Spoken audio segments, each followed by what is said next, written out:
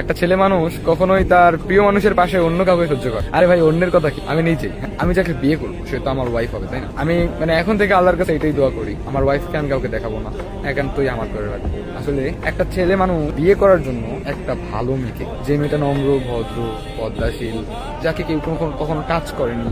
আপনারা যে ভাবেন আপনারা এরকম এই ড্রেস আপ বা এই ধরনের বাজে বাজে পোশাক পরে আপনারা বাইরে বের হন, আপনাদেরকে অনেক ভালো লাগছে। হ্যাঁ, ভালো লাগে, আপনাদেরকে দেখতে ভালো লাগে, আপনারা ভালো ভালো দামি দামি ড্রেস আপ পরেন, আপনারা অনেক সুন্দর।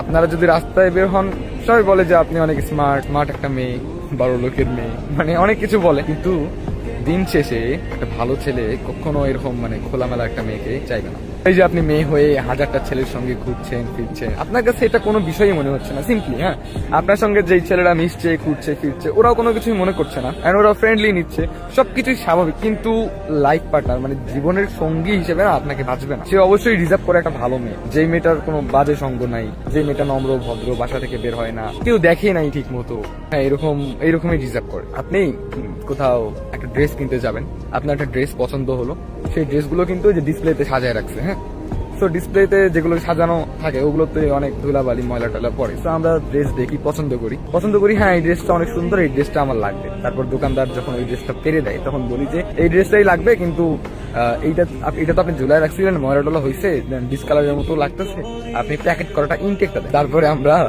প্যাকেট করা ইনটেকটা সেম জিনিসটাই নেই। তো এটা জাস্ট একটা উদাহরণ ছিল, বুঝে নেবেন। আপনি যদি নিজেকে বাজেভাবে উপস্থাপন করেন তাহলে পাবলিক আপনাকে বাজেভাবেই দেখবে, আপনাকে বাজে কাজের জন্যই ইনভাইট করবে। কিন্তু আপনি যদি নিজেকে ভালোভাবে উপস্থাপন করেন তাহলে কেউ যদি আপনার নামে বাজে কিছুই বলে, মানুষ কিন্তু সেই ব্যক্তিকেই ঝুলাই, যদি বাজে কেন বলতেছো, ভালো মানুষটার নামে। জাস্ট উদাহরণ।